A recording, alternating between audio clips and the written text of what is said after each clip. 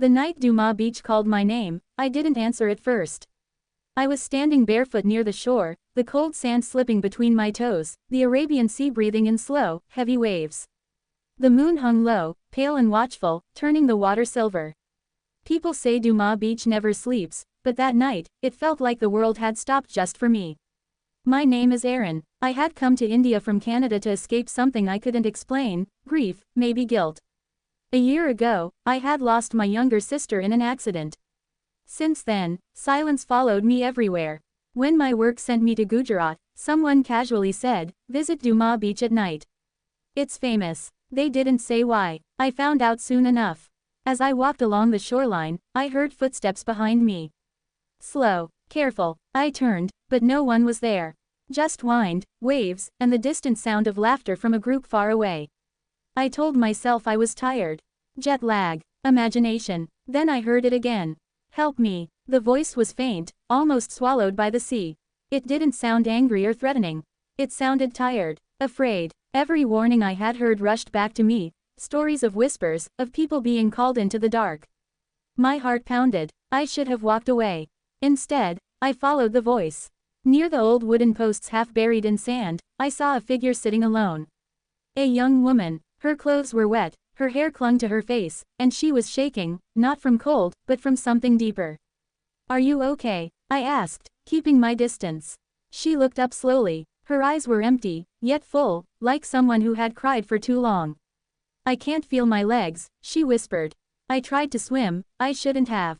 Without thinking, I took off my jacket and wrapped it around her shoulders.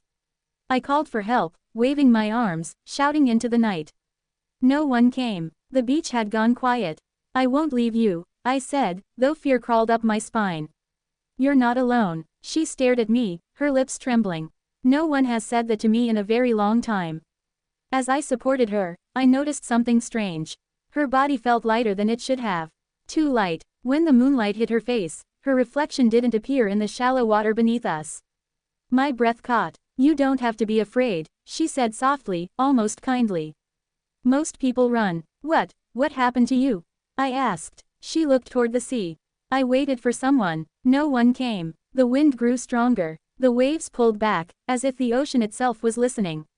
I felt an ache in my chest, the same helpless ache I had felt the night my sister died, waiting for an ambulance that arrived too late.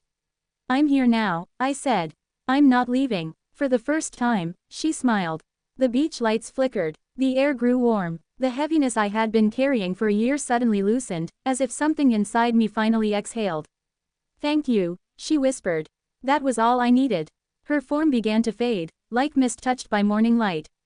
Panic surged through me. "Wait, are you going to be okay?"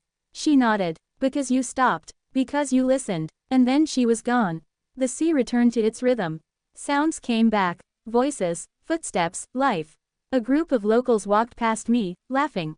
One of them paused and said, "You look pale, friend." "First time at Dumas Beach." I nodded slowly. He smiled. "Some souls just want to be seen." As I stood there alone, the silence inside me was gone. In its place was something warmer. Lighter. The beach no longer felt haunted. It felt peaceful.